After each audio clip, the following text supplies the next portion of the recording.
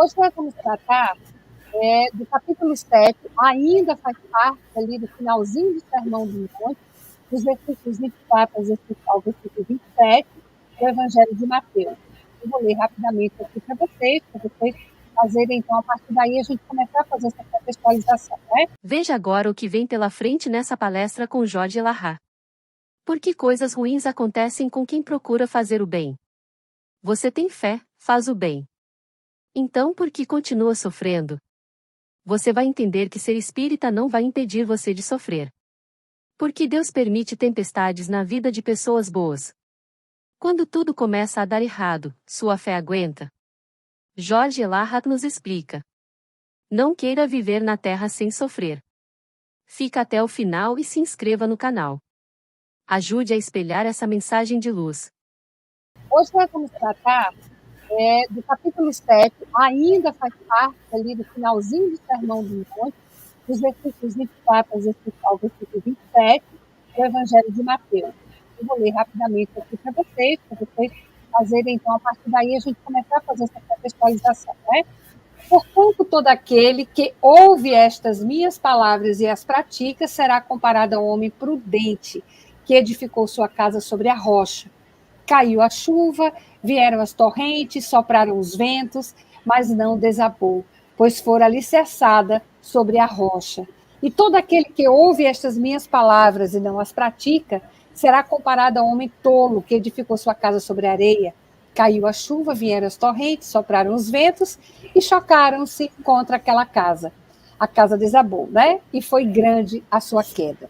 Nós fizemos aqui, gente, essa leitura do enunciado pelo Novo Testamento, traduzido por Haroldo Dutra Dias, dentro do Evangelho de Mateus, capítulo 7, dos versículos 24 ao versículo 27. Bom, como eu disse, Elahá, esse texto, né, ele ainda faz parte ali do Sermão do Monte, onde existiam discípulos e multidão.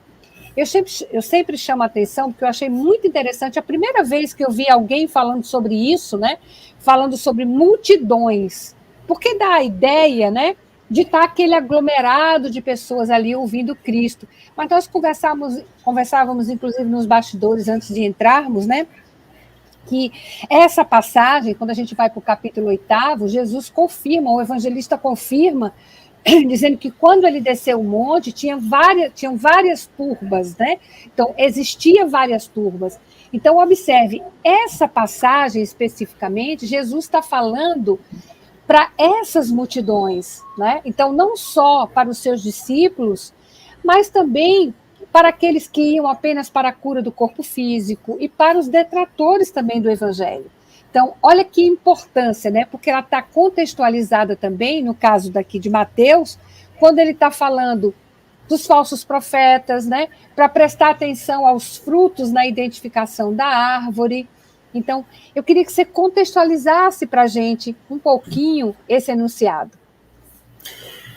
Então, Eusa, esse momento, como você bem colocou, é o momento final do Sermão do Monte. O Sermão do Monte, ele atravessa 3 capítulos de Mateus, o capítulo 5, o capítulo 6 e o capítulo 7. Essa parábola, chamada parábola da casa edificada sobre a rocha, ela é o encerramento do Sermão do Monte. Então, ele vai fazer toda uma fala longa e o fecho do Sermão do Monte, que é como ele vai encerrar o discurso, segundo Mateus, teria sido contando esta parábola. Então, ele conta a parábola e o discurso encerra. E esse texto, que está distribuído em 3 capítulos, como você bem comentou, ele falava para as multidões. Nós que somos ocidentais, nós não temos uma noção muito clara do que significa esse sentido de multidões em Israel. Mas se você vai a Israel e você conhece da cultura judaica, quando você anda na rua, pela forma como as pessoas se vestem, pelas roupas que elas têm, você sabe o que elas pensam. Se você anda nas ruas de São Paulo e tem aquele monte de gente atravessando rua, indo e vindo, você tem dificuldade de identificar claramente tudo que as pessoas pensam. É claro que você olha para certas pessoas e diz, esse aqui é um homem de negócios. Aquele pessoal ali deve ser artista de rua. Então, você tem algumas tribos que andam nas ruas de São Paulo, mas você não consegue identificar claramente, com nitidez, o comportamento de cada uma delas. Mas na região de Israel, o tipo de vestimenta, eu sei o que ele pensa, porque é da cultura do local que a pessoa traga no corpo, nas suas vestes, uma identificação muito clara de quem ela é. Então, quando acontece a pregação, que se fala em multidões, eram os vários matizes de roupas, os vários matizes de adereços, da riqueza ou da pobreza das vestimentas, em que quando você olha, você identifica todo esse conjunto de pessoas convivendo com você. E nesse discurso, ele vai trabalhando cada multidão num momento distinto. O capítulo 5 é muito voltado para os discípulos, são orientações para os seus discípulos. O capítulo 6 já é um capítulo mais para os ricos, são um capítulo cheio de admoestações, não dê esmola assim, não faça desse jeito, não orar passando, mostrando que está em jejum, são reprimendas para os ricos, para aqueles que se mostravam como sendo, não vos afadigueis pelo dia de amanhã, porque o dia de amanhã cuidará de si mesmo. Não faça tesouros na terra, faça tesouro no céu. Então, a discussão sobre a riqueza, sobre o egoísmo, está toda no capítulo 6. E o capítulo 7 é para a relação religiosa. Então, é a questão dos falsos profetas, a questão da como eram as práticas religiosas, das pessoas que procuravam não buscar e seguir os outros, serão cegos guiando cegos. Então, aquela questão de que o discípulo não é maior do que seu mestre, isso tudo é do capítulo 7, porque a discussão não é mais o egoísmo, a discussão agora é o orgulho, a crença de que eu sou melhor do que os outros. Então, é um capítulo voltado para os aspectos religiosos, para os sacerdotes, para o orgulho. E aí ele vai encerrar o discurso como um todo, não só falando o que está no 7, nem o que está no 6, nem o que está no 5, mas uma síntese de tudo, apresentando a parábola que a gente diz que é a parábola do homem que edificou a casa sobre a rocha, mas tem 2 homens e tem 2 casas. Tem um que edifica a casa em cima da rocha e tem outro que edifica a casa na areia. E aí ele vai trabalhar esses 2 conceitos e ele vai encerrar o discurso aí. E o curioso é que quando ele acaba o discurso, os homens que estão assistindo dizem assim, está no Evangelho, e aqueles que o ouviam ficaram maravilhados com a sua doutrina, porque ele ensinava com autoridade e não como os escribas e fariseus. Por quê? Porque a maneira dele pregar tinha um impregnar de verdade, que não era uma coisa assim, sem muito propósito. Ele impregnava com verdades no que ele dizia. Quando ele dizia para as pessoas, não dê esmola tocando trombeta nas esquinas, ia muita verdade no que dizia. Então as pessoas se sentiam muito impactadas, porque era uma maneira de pregar, onde você percebia que ele estava desatrelado de certos poderes religiosos. E quando ele vai resgatar a história aí que a gente tem para trabalhar da casa edificada sobre a rocha, ele vai comentar exatamente sobre a firmeza dos propósitos do homem em cima das questões que ele tem para trabalhar. Isso foi bem interessante, Elahá, porque Emmanuel traz isso para a gente, né? Emmanuel diz que Jesus pregava exemplificando. E quando a gente vai para o Livro dos Espíritos, né? Antes da pergunta de Kardec a respeito do espírito mais puro que já esteve aqui na Terra, ele vai perguntar qual é a característica do profeta, né? E aí os espíritos vão responder que é o homem de bem. E quando a gente vai para o Evangelho segundo o Espiritismo, o homem de bem é aquele que pratica a lei de justiça, amor e caridade, né? Então, e Jesus praticava a lei de justiça, amor e caridade em toda a sua inteireza, então não tinha falsidade, era de verdade, né? Porque na verdade, assim, todo justo é um profeta, mas nem todo profeta é um justo, por isso que tem os falsos profetas, né? E é disso aqui que Jesus está falando. E é interessante que quando você fala da multidão, que ele tinha um conceito, não é?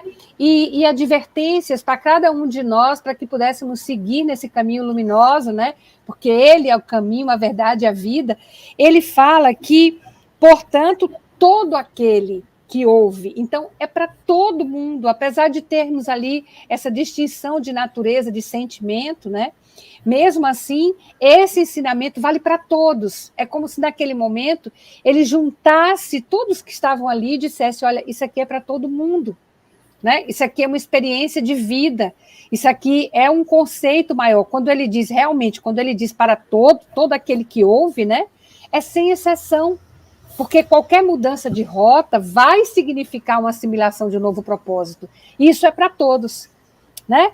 Então, eu achei bem interessante, realmente, quando você trouxe para a gente essa conceituação, né, de que ele falava ali para as multidões, porque no final ele arremata, né? E ela raia outra questão, antes da gente passar para as nossas palavras, né?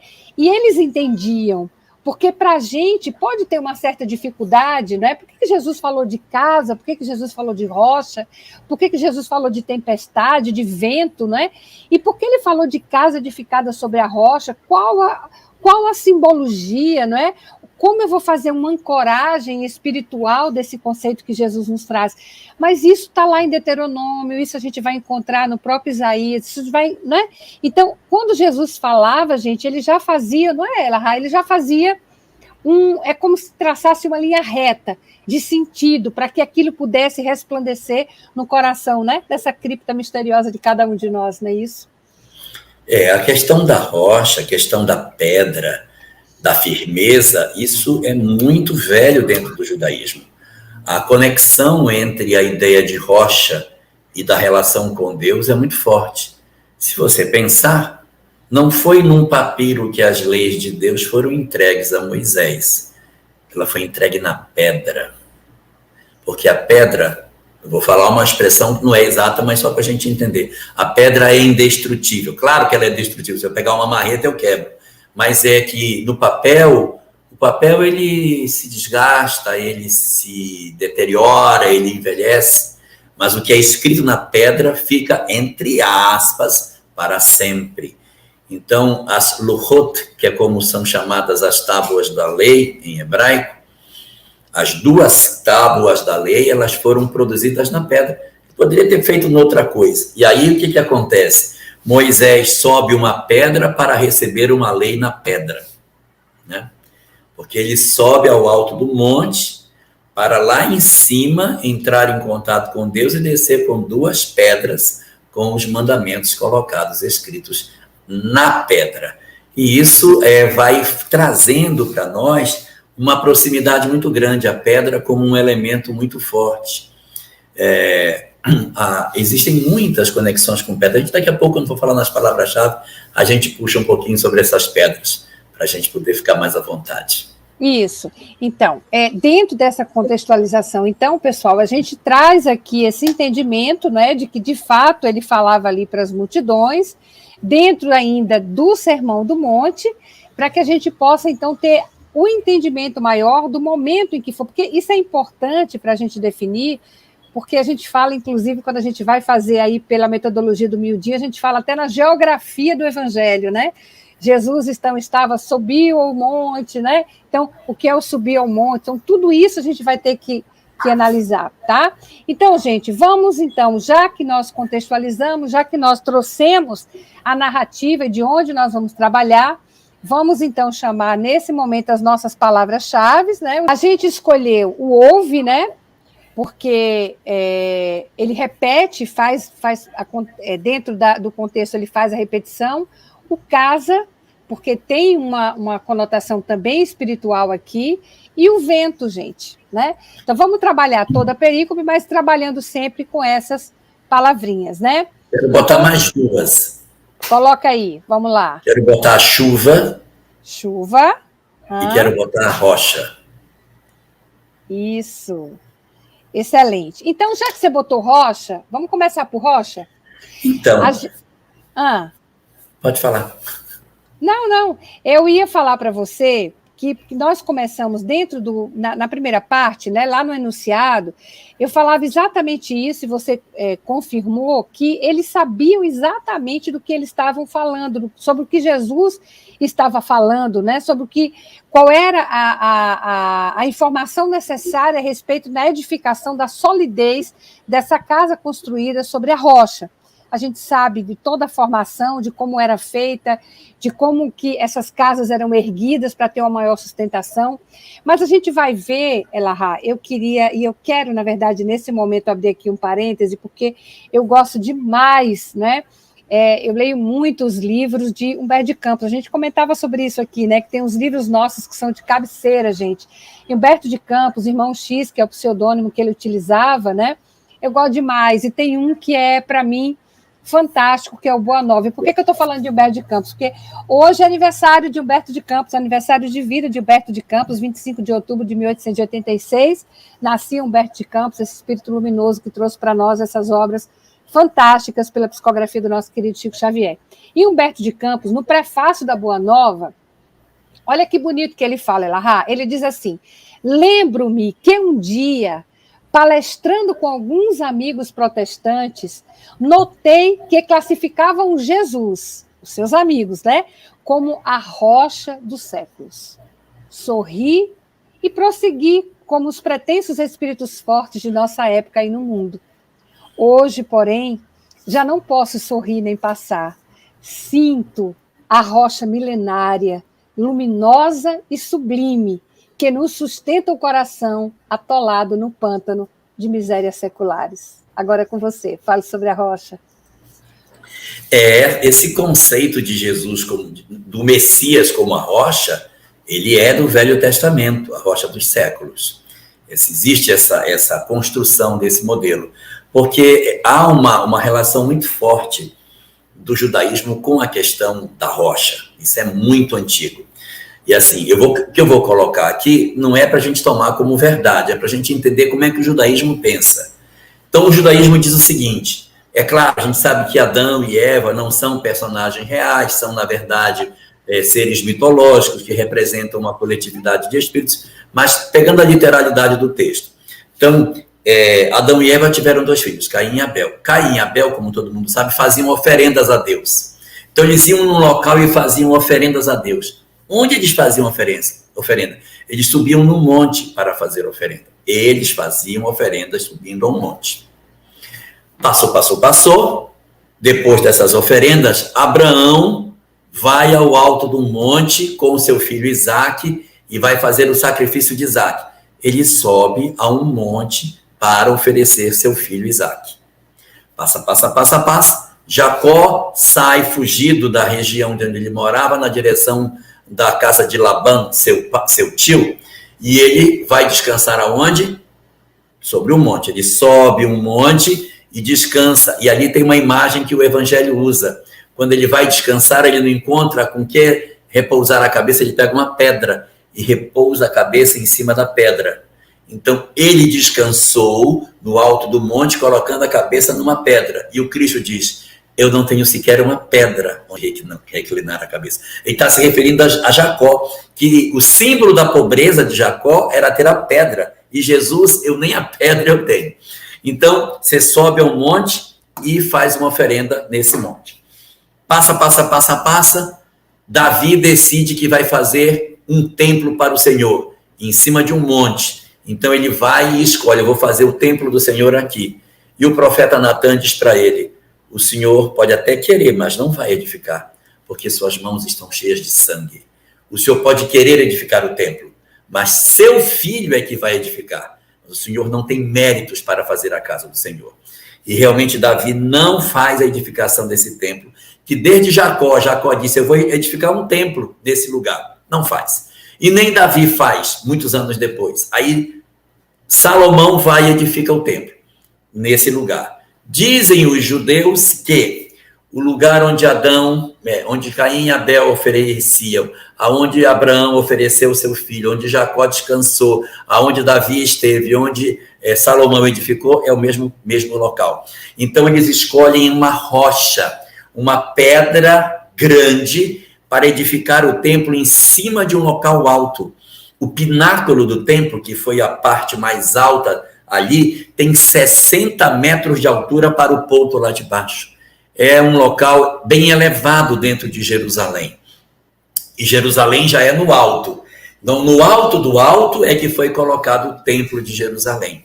Ele fica na posição mais alta da cidade para que todos pudessem ver de onde estivessem em Jerusalém, que já era alto, o ponto mais alto, que era o local onde o templo foi colocado.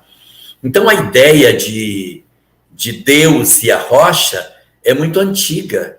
Tem até uma passagem de Moisés em que ele quer ver Deus. Mas eu queria ver o Senhor. Aí o Senhor coloca ele dentro da rocha, e ele fica dentro da rocha, vê por uma fresta, e o Senhor passa pelo lado de fora, ele está dentro da rocha, e tem uma nesguinha de abertura, e ele vê o Senhor passar nessa nesga. Então, a ideia de pedra, rocha, a rocha que deu água do deserto, quando eles estavam com sede, e Moisés feriu a rocha e a água brotou, a água viva que mata a sede. Então, essas imagens da rocha conectada com o povo de Israel é muito antiga. E Deus, quando falou ao seu povo, não falou na cidade verdejante, cheia de flores, cheia de belezas, cheia de atrativos. Ele se revela ao seu povo no deserto, onde não existe nada.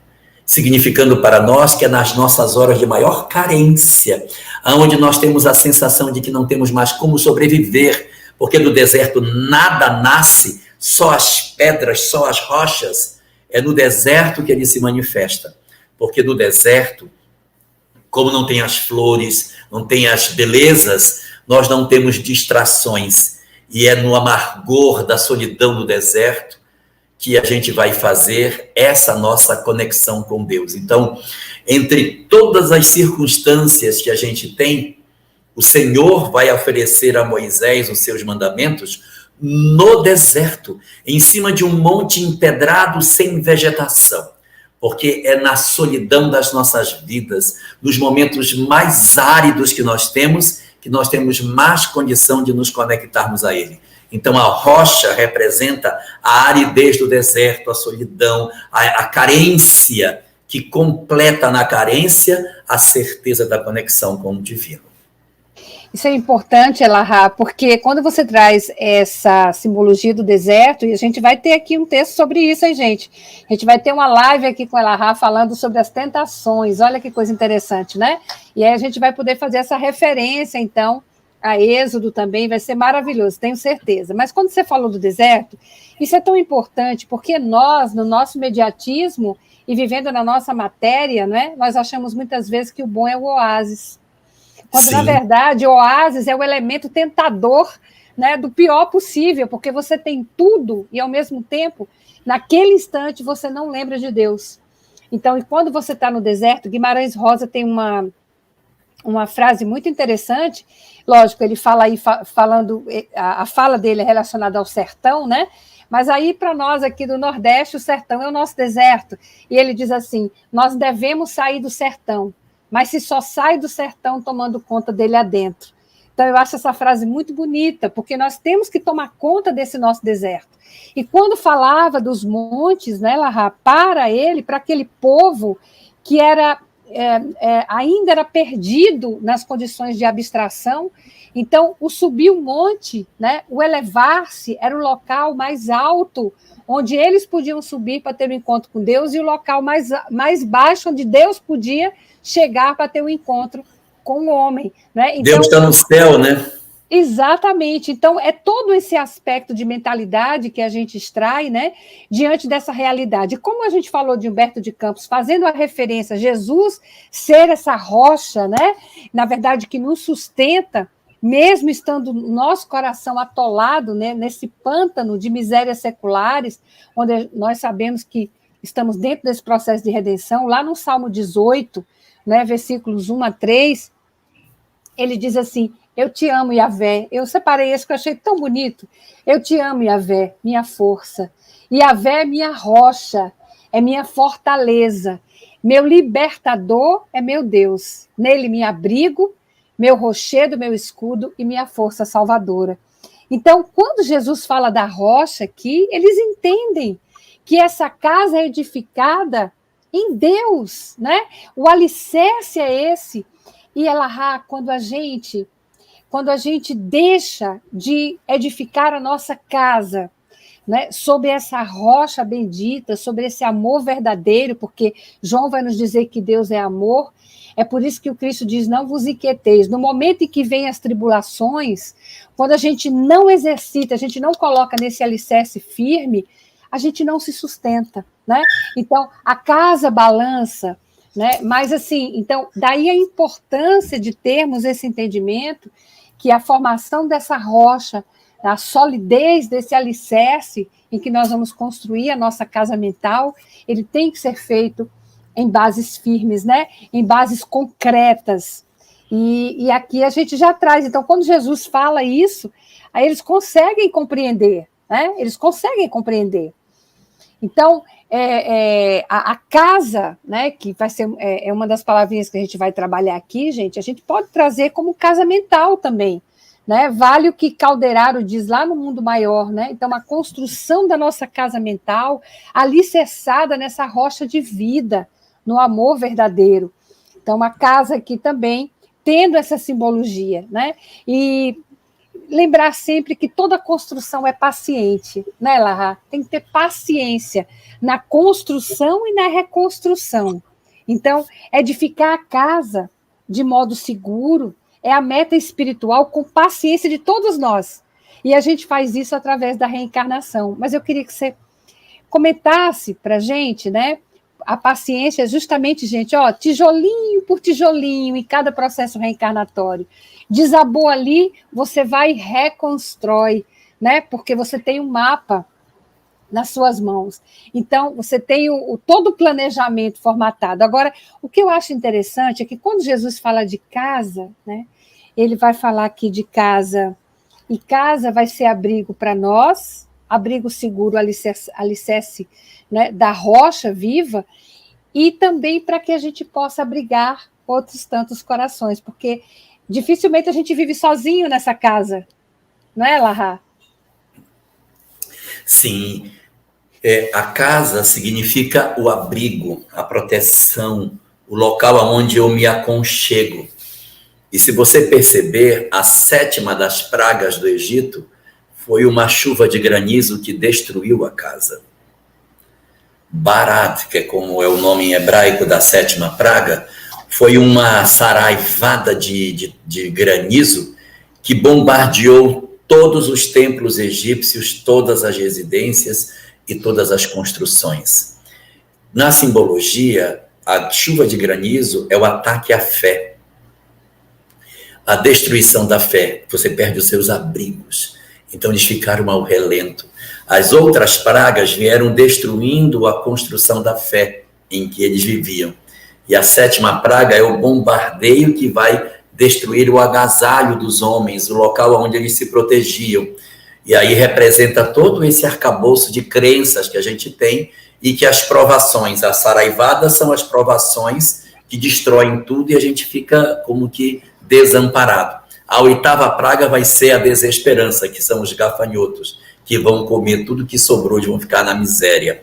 Então, você tem a ideia da casa como sendo o local que você tem para a sua guarda, para você se proteger das intempéries. E aí eu vou puxar aqui 2 palavras para a gente trabalhar, que você tinha até selecionado uma, eu selecionei a outra, que é o vento e a chuva.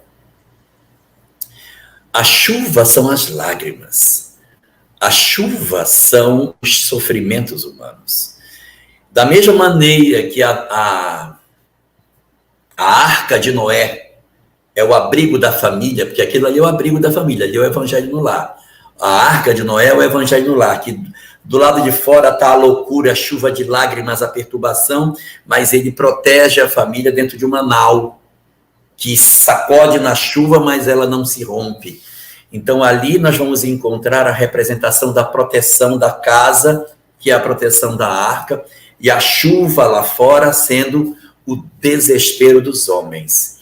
Então, o choro, as lágrimas, as angústias, o sofrimento, mas se a casa estiver em cima da rocha, apoiada em Deus, a chuva vem, a chuva cai, mas ela não arrebenta com a casa. Agora, se ela não tiver, ela vai cair. Então, a gente representa a casa como sendo exatamente a casa mental, o nosso espaço de mente.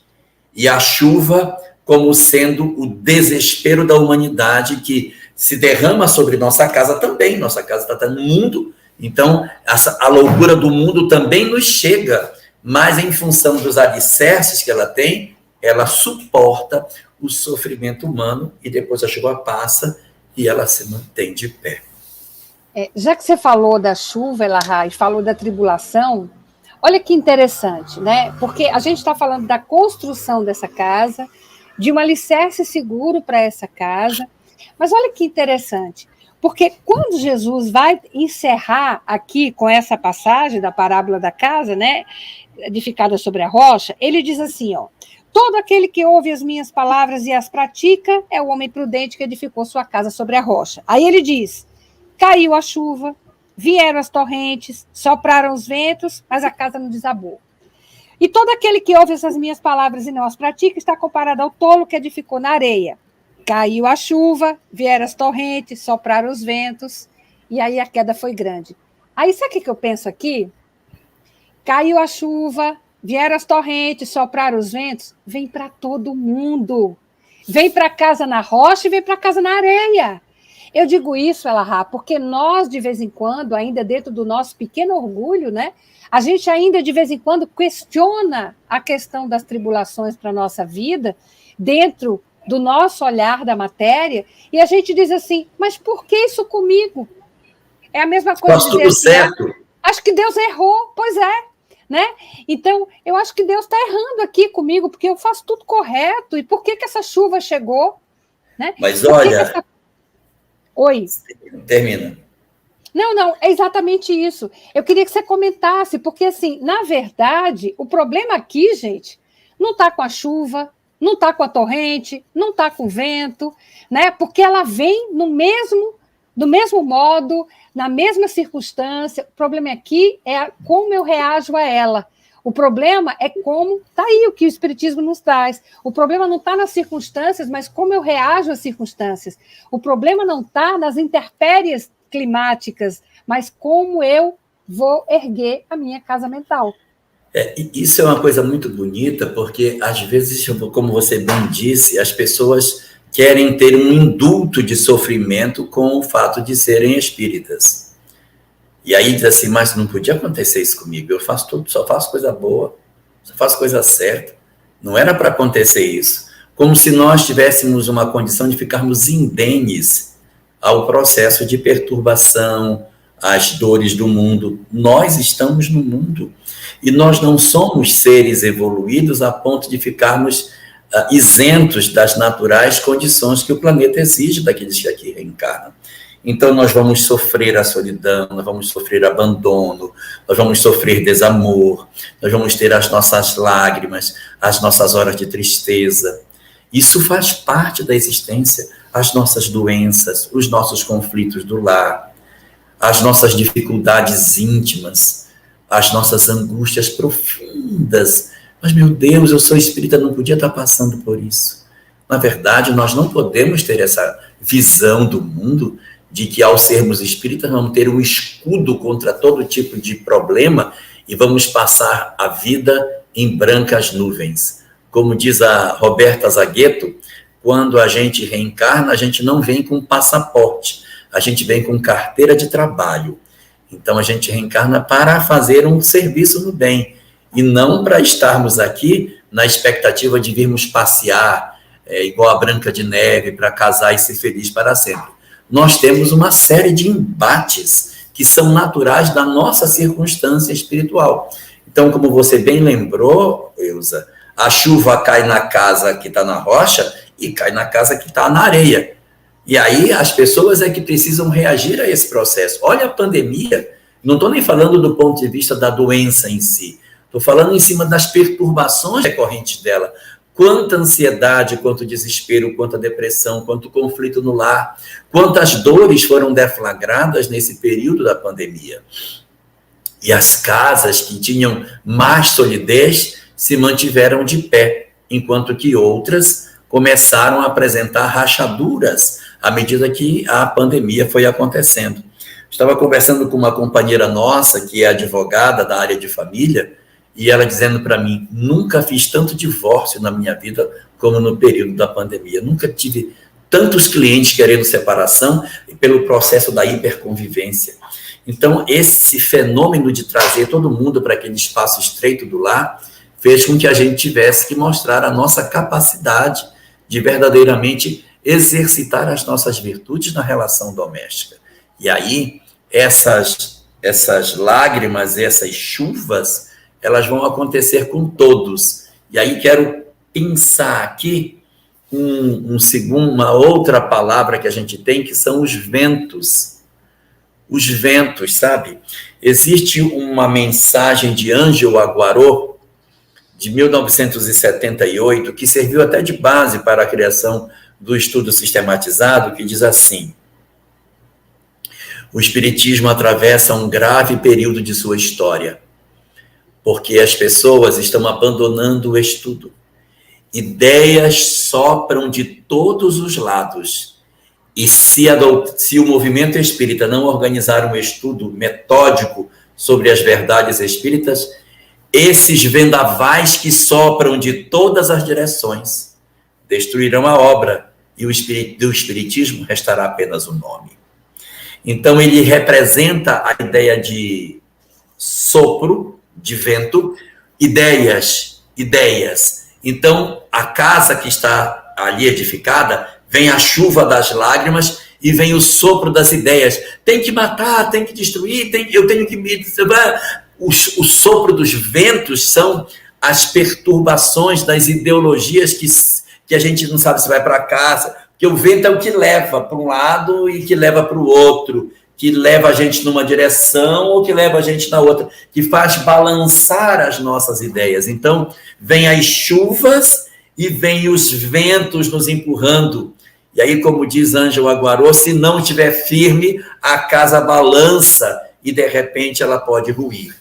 E aí a gente vai encontrar, nessa circunstância, uma condição muito típica nossa, que é nós estarmos no mundo, com os problemas que o mundo possui, e tendo que usar dos recursos que a doutrina espírita nos ofereceu para manter o nosso equilíbrio. Então, às vezes, você recebe um lar que não tem carência do ponto de vista econômico, o lar, tranquilo, não, a gente nunca teve dificuldade econômica, mas outros dramas muito profundos, ódios dentre familiares, problemas de drogadição dentro de casa, conflitos de relacionamento muito profundo, do ponto de vista econômico está uma beleza, mas os ventos que sopram são outros. Então é ilusão nós queremos estar na Terra sem experimentar sofrimentos. É natural da circunstância do encarnado estar nessa circunstância. Agora, onde você edificou sua casa? A grande pergunta é essa. Onde ela foi feita? É isso mesmo. E ela, quando você fala em ilusão, eu lembrei aqui que no finalzinho, Jesus diz assim, a casa desabou, né? E foi grande a sua queda. Sabe o que eu lembrei? Aquela passagem onde Jesus diz assim, se a luz que há em ti é treva, quão grande é a tua treva? Né? Então, você está ali fazendo aquela construção, achando que está o máximo, achando que está tudo luminoso dentro de você, mas na verdade é treva. Então, você não tem nem a oportunidade da desertificação do eu, como a gente tratou inicialmente do deserto, você não tem nem a condição de ir ao deserto, né? Então, naquele momento, você não faz esse seu diagnóstico próprio.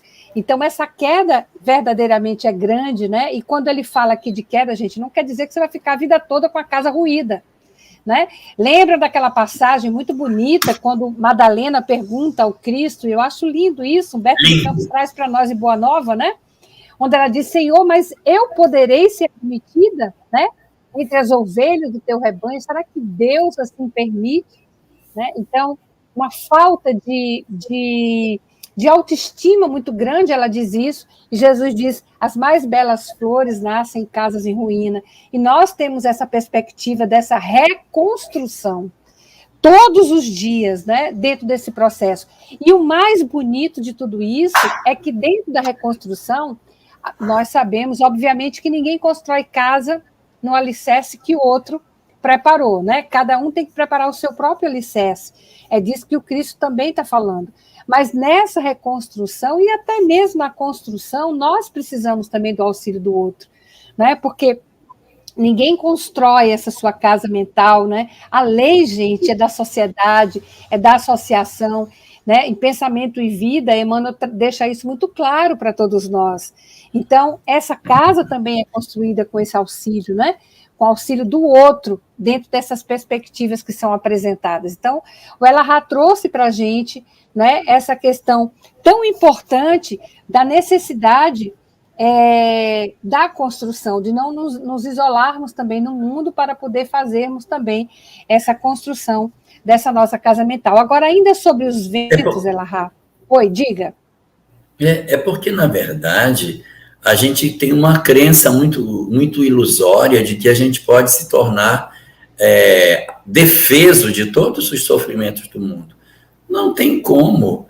Nós estamos encarnados, encarnou, acabou. Encarnou, acabou. Você está sujeito a todas as circunstâncias da existência terrena. E você tem essa percepção, Elarrat, de que você falou em defeso, né? Que a gente utiliza as circunstâncias divinas que nos chegam como se tivéssemos que nos defender dela. As tribulações, ora, Paulo vai dizer isso, né? Que a gente também se gloria com as tribulações. Então, ele fala isso nas suas cartas, porque, na verdade, são circunstâncias divinas, são sopros necessários. No livro Jesus no Lar, na lição número 4, Jesus vai falar sobre, Neio Lúcio vai trazer para a gente a lição da semente. E Pedro, né, ele vai dizer assim, Senhor, Jesus começa a explicar que dentro de nós, né, dentro da pequena semente, que nós somos essa semente, e dentro de nós ali tem todos os atributos necessários, todas as nossas potências de alma, né, e que a gente deve, a partir daí, germinar como um plantinha com ânsia de céu, buscar a luz do Cristo. E aí Pedro diz assim, mas tem umas sementinhas aí que fica compactada na terra e que não sai de jeito nenhum, né, não tem jeito. E aí Jesus diz, essas são as sementes que dormem. A gente falou aqui sobre o sono da alma outro dia, né, Elarrat? Essas são as sementes que dormem. Apesar de projetadas no seio dadivoso da terra, quer dizer, estão lá, guardam, né? Cada uma vai guardar consigo preciosos valores dos céus. Quer dizer, não germina, ficam inúteis ao longo da sua existência. E aí o Cristo faz uma advertência.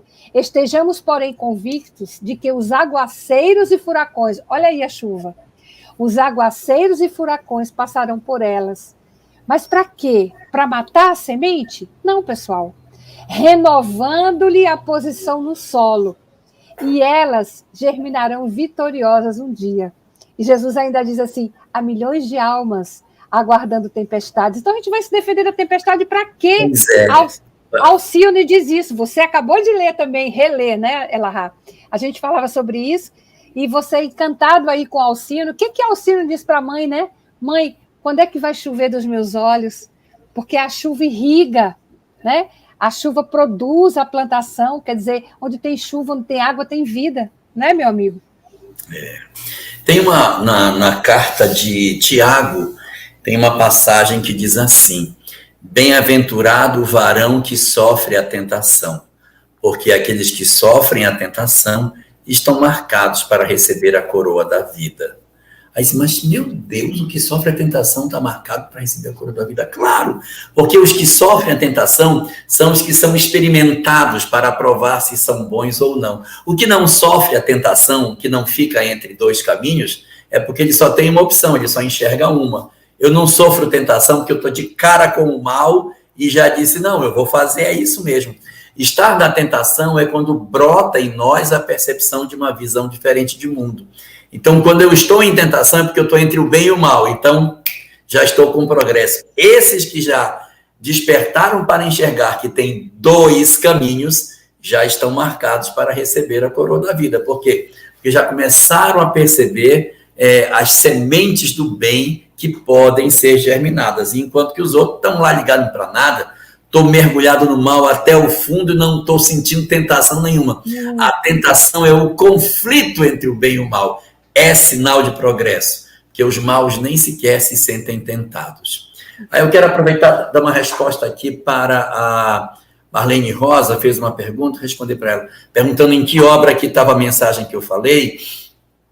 Essa mensagem que eu comentei é de Ângel Aguarode. Aguarô é o nome dele. Água, R-O-D.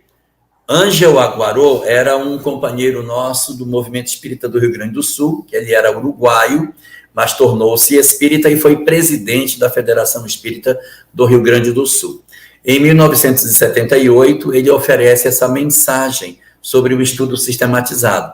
Eu acredito que se você colocar, Marlene, Ângel Aguarô, com D no final, Ângel Aguarô, mensagem, estudo sistematizado, ela deve aparecer na internet. Ela é muito conhecida e foi ela o motor propulsor da construção do estudo sistematizado. Uma mensagem forte, curta, recebida pela médium Cecília Rocha, que foi um grande nome dentro do movimento espírita nessa parte da evangelização infantil e do trabalho do estudo sistematizado. Então aí, Marlene, Elza, esse momento no qual a gente entra em conflito é o nascimento da semente. E a gente fica com medo do aguaceiro, né? Exatamente. Mas é necessário que essas coisas venham. Exatamente. Nós tínhamos uma presidente da Federação Espírita de Rondônia, ela já não é mais presidente, que ela dizia o seguinte, que ela, nas palavras dela, que as pessoas elas passam por determinados estágios na vida em que elas vão, elas se acomodam numa determinada circunstância espiritual. Então elas vão, aqui está confortável, minha família, então o espírito para de estar se transformando, ele como que se acomoda espiritualmente. Aí Deus, a nosso benefício, vai e tira um calço que tem e as coisas se destrambelham todinha, tirando a pessoa da zona de conforto para que ela consiga despertar que ela precisa mudar. Então, alguns de nós, espíritas, temos uma sensação de, não, agora a minha vida está uma paz, gente, está uma bênção, está tudo quietinho. Ela dizia, então aguarde, que daqui a pouco vai vir uma tempestade. Espírita não pode ficar no sossego. Isso é importante. Olha só que interessante que você falou. Tem uma passagem no Contos e Apólogos que Irmão X vai dizer isso. Ele diz assim, quem se acomoda com os planos inferiores dificilmente consegue descortinar a vida mais alta sem o concurso da dor. Olha só, né? Então, saibamos tolerar as aflições e aproveitá-las. Mas você falou aí, Elahá, sobre a questão dos caminhos, né? Quando a gente falou da semente, você aí trouxe para nós os caminhos. E eu tinha justamente aqui separado esse Salmo número 1, que fala sobre os caminhos, sobre a escolha dos caminhos. O Salmo é 2 caminhos, né? E ele fala sobre o vento. Olha o que ele diz, olha que interessante. Hoje está tudo casando aqui, viu, gente? A espiritualidade está unindo as pontas, graças a Deus. Ele diz assim, ó, não são assim os ímpios, pelo contrário, são como palhas que o vento dispersa. Olha que bonito, né? Não tem segurança. Então ele fala que os ímpios são como palha, que o sopro do vento dispersa. Porque o vento também constitui essas pressões, né? Como você acabou de trazer para nós aqui. São essas pressões, acontecimentos e circunstâncias que testam também a nossa resistência. Gente, é uma resistência de vento forte, né? Tá ali aquela ventania, às vezes aquele furacão, né? Então, que chega para nós. Então, é muito forte, é preciso termos uma resistência muito grande. Agora, a pergunta se não houver o vento, como é que eu vou saber se a minha casa está forte, Elahá? Se não tiver a chuva, se não tiver a torrente, como é que eu vou saber que minha casa está edificada na rocha? Tem como eu saber? Não tem, turma. Impossível, assim como também nós não conseguimos ter certeza se mudamos se a gente não reencarna. Porque do lado de lá é confortável dizer que eu perdoei e eu não sinto os embates da vida. Então, se você quer provar que você realmente é uma casa edificada sobre a rocha, vem para cá. Vem para cá, André Luiz. Vem dizer isso do lado de cá. Vem para cá, Emmanuel. Vem dizer isso do lado de cá, porque aqui com o corpo, com as pressões do corpo físico, com as nossas dificuldades orgânicas, com o esquecimento do passado, você tem que rentear com tantas coisas que até mesmo os espíritos elevados, como Quinto Varro e como Alcione, são alertados. Tome cuidado, a carne tem muitos desafios. Mas eu quero dizer a vocês que esse alerta dado tanto a Alcione quanto a Quinto Varro é mais um alerta para nós do que propriamente para eles, porque apesar de eles terem ouvido isso, eles cumpriram a missão deles de maneira muito correta. Então, eles não sentiram essa pressão que muitas vezes a gente às vezes quer dizer, não, mas cai. Cai, mas para aquelas almas com uma condição que eles estavam, a possibilidade disso acontecer é muito remota, estão bem resolvidos do ponto de vista espiritual. Mas o instrutor tem que dizer, e isso tem que constar na obra, para que a gente perceba que alguns espíritos que já subiram 2, 3 degraus podem ter uma fragilidade grande e tropeçarem, né? A casa não estava edificada em cima de pedras grandes, mas não estava na rocha. Botou umas pedras grandinhas, não era na areia, mas mesmo essas pedras grandes ainda tinham algumas fragilidades e a casa também pode cair. Ela aguenta até um ventinho forte, mas um vento bem fortão, nem sempre a casa consegue aguentar. Isso foi interessante que você trouxe, Elahá. Certa vez, eu fazendo um estudo aqui minucioso do Evangelho e ouvindo também o nosso Luiz Velias lá no Miudinho, ele falava da representação de Judas, né? Porque Judas é o 12º apóstolo, né? E a representação, né, em letra, né, e dentro do hebraico, é o Lamet, né? E o Lamet significa liderança. Não sei se a pronúncia está correta, hein, Elahá? Mas é o Lamet, né, que significa liderança. Inclusive, quando a gente vai observar a própria forma de grafar o Lamet, né, ele parece um cajadozinho, não é? Então, que tem esse significado de liderança. E Judas caiu, gente. E Judas caiu. Então, até aquele, né, que se coloca na condição de apóstolo, de líder, também cai.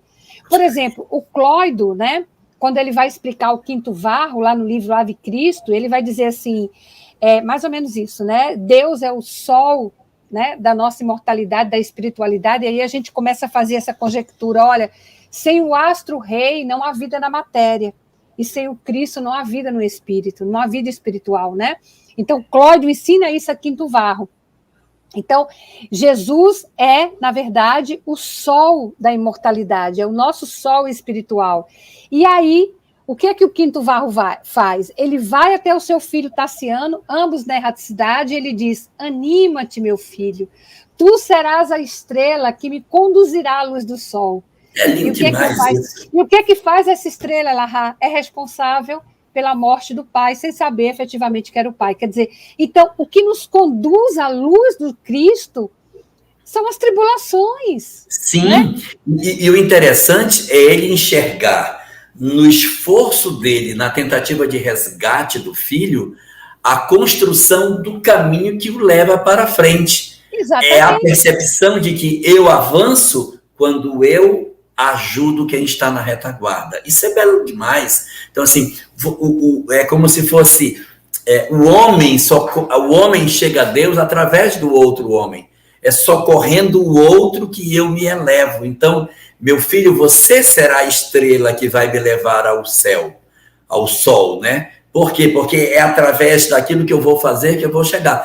E se eu fosse olhar apenas a existência de Quinto Varro, eu diria, falhou completamente. Porque ele deu tudo errado. Tudo que ele pensou que ele fosse fazer pelo filho, deu tudo errado. Inclusive, o filho acabou sendo, vou dar um spoiler do livro, acabou sendo responsável pelo assassinato do próprio pai. Do próprio pai. Indiretamente. Aí quem olha a existência de Quinto Varro disse, rapaz, veio para resgatar o menino, só fez piorar. Mas se você vê o que aconteceu depois, ele resgata. É que depois da morte de Quinto Varro, que a história de Tassiano começa a se redesenhar. Então, a casa edificada sobre a rocha, ela precisa ser testada. Então, não tenhamos receio quando as tempestades estão vindo, quando a gente está passando por dificuldade, porque é aí que a gente está provando a nossa fortaleza. E aí eu queria até destacar um ponto, antes da gente passar para a parte das conexões, que é o seguinte, vou deixar para falar isso nas conexões, eu falo depois, que a gente falar sobre Kardec, eu comento daqui a pouco. Ok, então, agora eu que digo, antes da gente passar para as nossas conexões, só para a gente fechar com essa necessidade, já que a gente falou de Quinto Varro, a gente falou de Alcione, né, que retornam como espíritos missionários, né, Emmanuel vai dizer para a gente que os que aprendem alguma coisa, nós que vamos ali naquele esforço, né, os que aprendem alguma coisa se valem dos homens que já passaram, e não seguiremos, nenhum de nós, né, não seguiremos além, adiante, se não houver auxílio dos contemporâneos. Então, a gente vê isso, né? A gente vê isso, foi exatamente o que você disse, Elahá. Então, com uma mão, eu pego ali, né, honrando os pais e as mães que seguiram à nossa frente, né, e que exemplificaram para nós, e com a esquerda, a gente pega a retaguarda. Então, os apóstolos seguiram Cristo. Paulo de Tarso, gente, precisou de um Ananias, né, que era a ovelha perseguida. Então, todos nós estamos entrelaçados, né, nesse bordado de amor que Deus faz da nossa vida. Você trouxe aqui para a gente para falar dos oásis, né? Você trouxe Sim. a questão do deserto também. Você trouxe a necessidade da gente fazer essa desertificação do eu. E aí, eu quero iniciar, já que a gente vai falar do oásis, do deserto, dizer da importância. Olha só, gente, olha como tudo no Evangelho vai se formando e a gente vai começando a dar concretude e realidade a tudo. Quando nós estamos vendo aqui a casa edificada sobre a rocha, né? E aí Jesus vai falar da nossa segurança, da nossa solidez, né? E isso é tão certo que logo ele vai dizer para nós assim, que a chuva cai sobre os justos e sobre os injustos, né? E o sol nasce sobre os bons, né? Os maus e os bons. Então, veja, a chuva vem primeiro para quem, gente? A chuva vem primeiro. Aí você vai, mas a chuva vem primeiro para o justo? Porque o justo está seguro. O justo está com a casa edificada sobre a rocha. Vai aguentar a tempestade, vai aguentar a chuva forte, vai aguentar aguaceiro, vai entender, né, as tribulações, o paraquê das tribulações, diferente daquele que ainda não tem a sua casa, que a sua casa está sem alicerce, né? Está sobre a areia.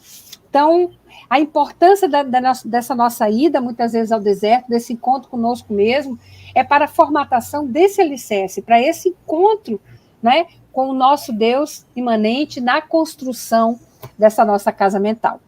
Passo para você, então, Elahá.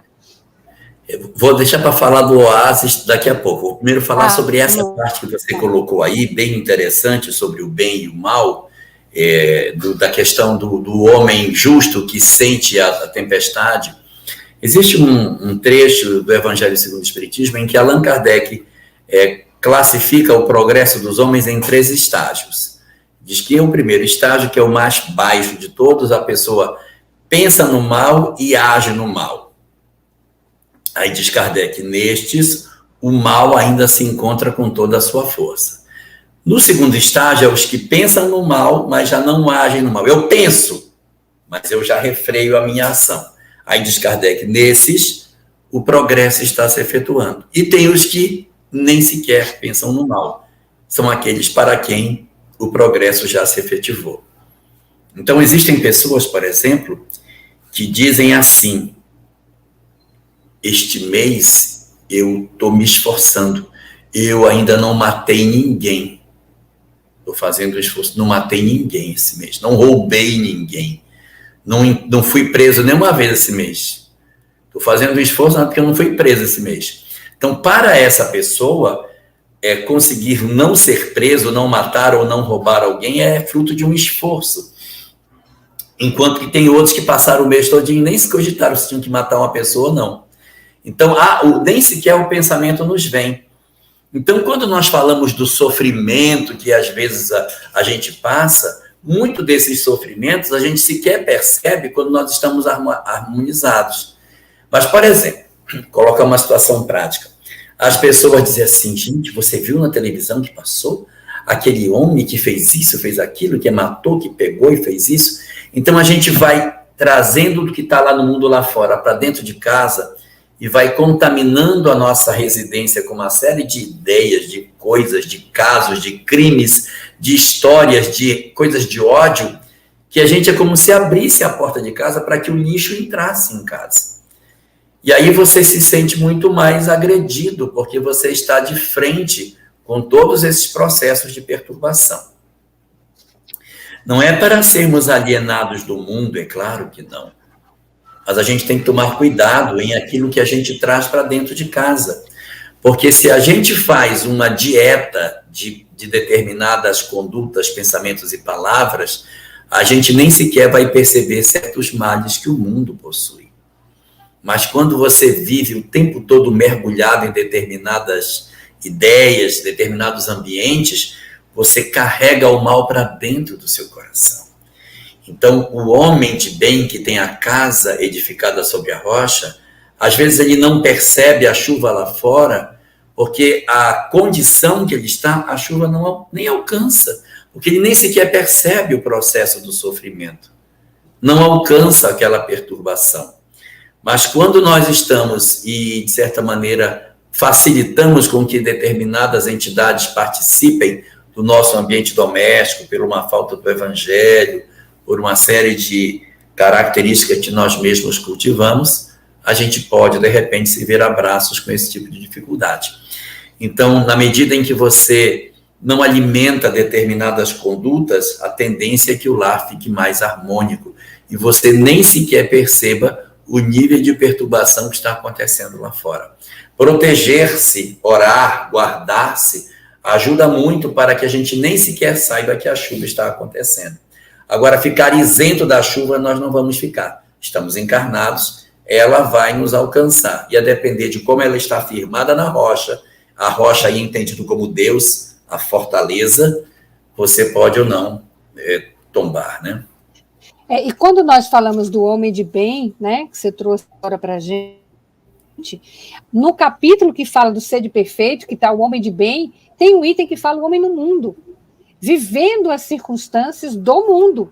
Né? E o mais interessante, Elahá, eu achei muito importante, né, quando você disse não deixar que o de fora, instalar o reino de construir, né, íntima, onde o que vem do exterior, né, não desarticule ou desnature aquilo que com tanto esforço a gente fez em construção. Então, quando Emmanuel traz para nós em Pensamento e Vida, eu sempre digo essa certeza, tudo que eu penso, eu falo.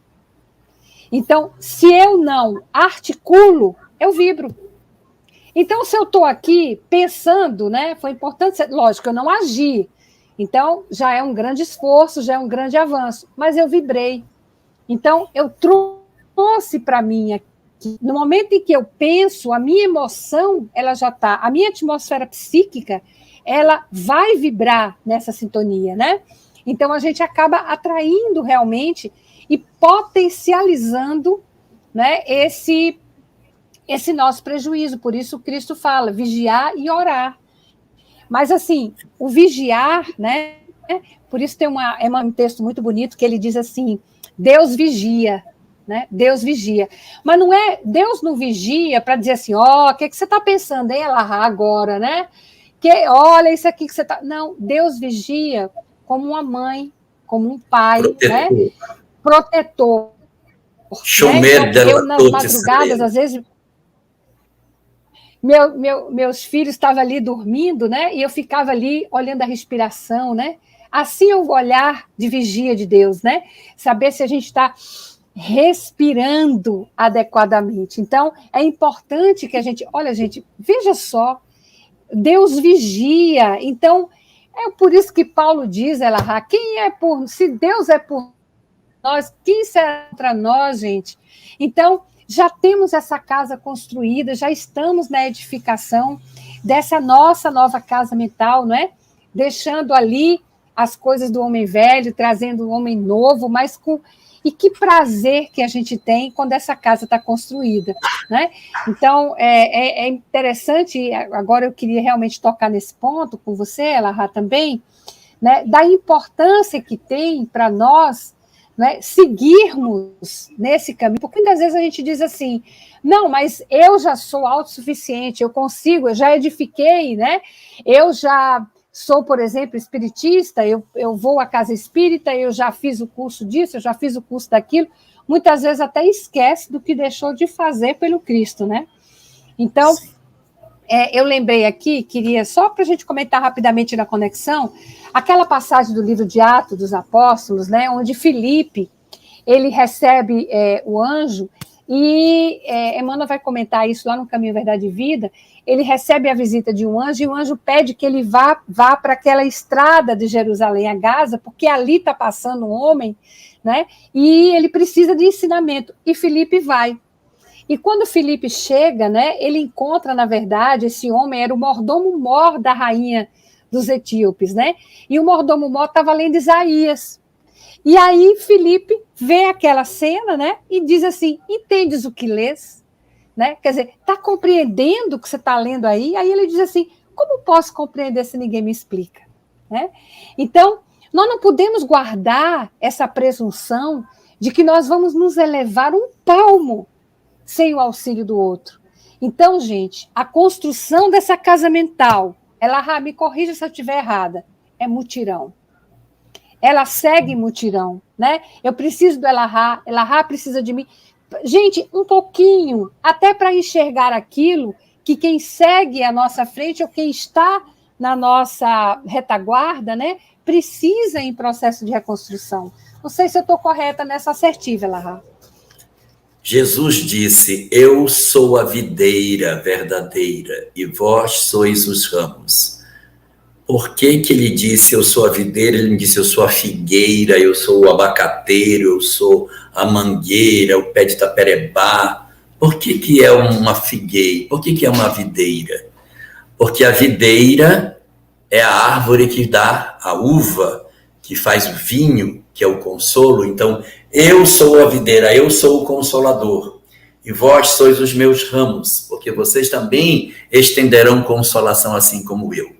E aí eu pergunto a você que sabe tudo, a uva dá de que maneira? Como é que a uva nasce? Como nascem as uvas? De que jeitinho é que elas ficam na videira? Encaixe. Agarradinhos, isso. É por isso que é uma videira, Unidas. Porque nós somos em cacho, nós somos em grupo. E só em grupo é que a gente consegue dizer que somos videira. Então, você está perguntando se é assim mesmo. E só para arrematar, lembra do desenho que os espíritos fizeram para Kardec? Qual foi o desenho? A cepa, né? A cepa. De uma videira, né? De uma videira. Porque nós somos grupo. Porque nós não somos um fruto que dá individualmente. Nós somos grupo. Nós temos sentido de coletividade. É por isso que nós somos assim, por isso que é grupo espírita, por isso que a gente trabalha sempre junto. Nós não participamos do movimento espírita de maneira isolada, nós participamos em grupo. E juntos, como uva, a gente se esmaga, se amassa, se macera e gera o vinho, que é o instrumento do consolo, da alegria. Então, é a nossa maceração, o nosso amassar conjunto que vai gerar o vinho que vai celebrar a vida. Então, é dessa maneira que as coisas vão se desenhando para nós. E aí eu queria falar do oásis. Fala, vamos lá, vamos para o oásis. Agora eu quero falar do oásis.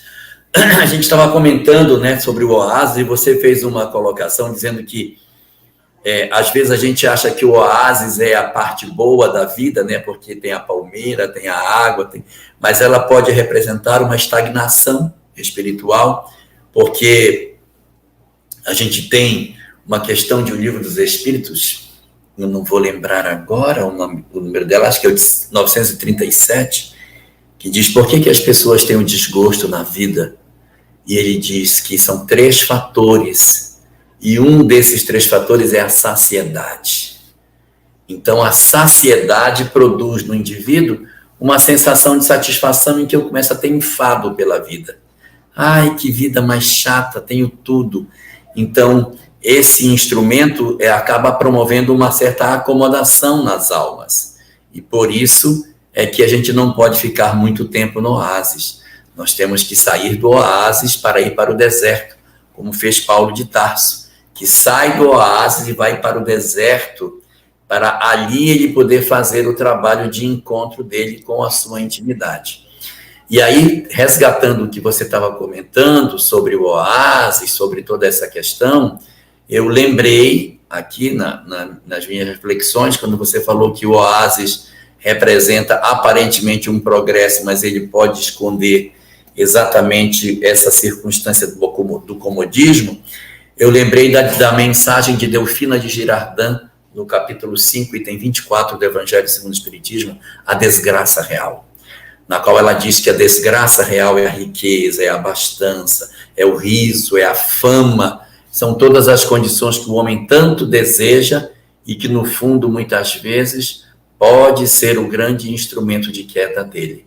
Então, dentro dessa perspectiva, muito importante que a gente atente para essa circunstância e que, quando a dor nos alcance, a gente tenha a condição de entender que pode ser um chamamento da vida para o nosso crescimento, e não para que a gente se sinta, de repente, perseguido por Deus, mas sendo chamado a um processo de mudança interior. Pois é o tempo da renovação, né? É o tempo da renovação. E nós sabemos disso, que a gente não vai, gente, do berço ao túmulo, ninguém vai do berço ao túmulo sem verter lágrimas, né? Oi? Achei a questão, 943.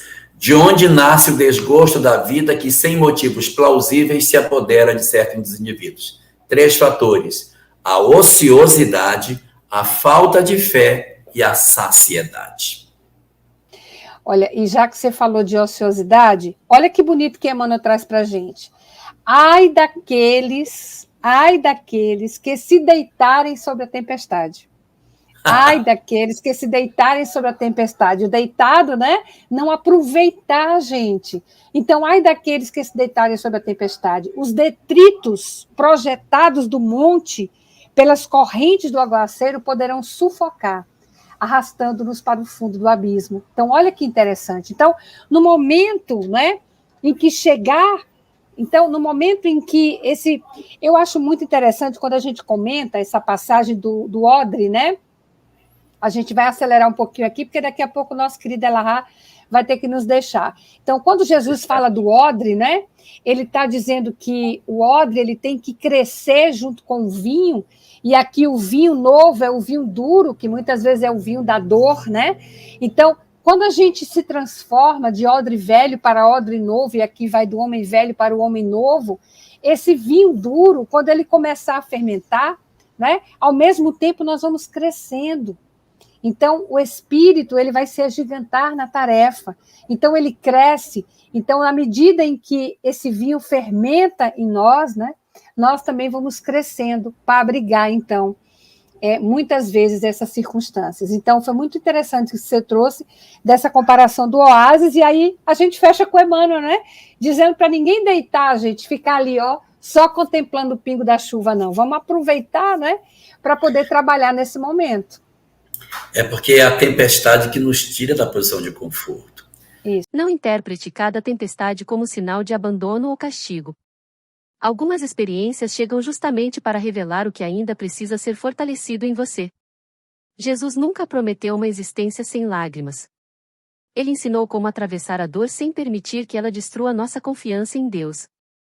Sofrer não significa necessariamente estar fracassando. Também não significa que você deva romantizar a dor, permanecer passivo ou recusar ajuda. Significa compreender que certas provas fazem parte da experiência humana e podem ser enfrentadas sem transformar sofrimento em desespero permanente. A construção também não acontece na solidão. Precisamos uns dos outros para perceber nossas rachaduras, reconstruir valores e continuar trabalhando. Ninguém sustenta uma casa inteira com um único tijolo. Jesus é a rocha, mas somos nós que colocamos diariamente sobre esse fundamento nossas escolhas, pensamentos e atitudes. Quando a chuva vier, você poderá sentir medo. Quando o vento soprar, talvez se sinta abalado. Permanecer firme não é deixar de sentir. É não abandonar o bem no momento em que praticá-lo se torna mais difícil. A pergunta que fica é simples. Sobre qual fundamento suas escolhas estão construindo sua vida?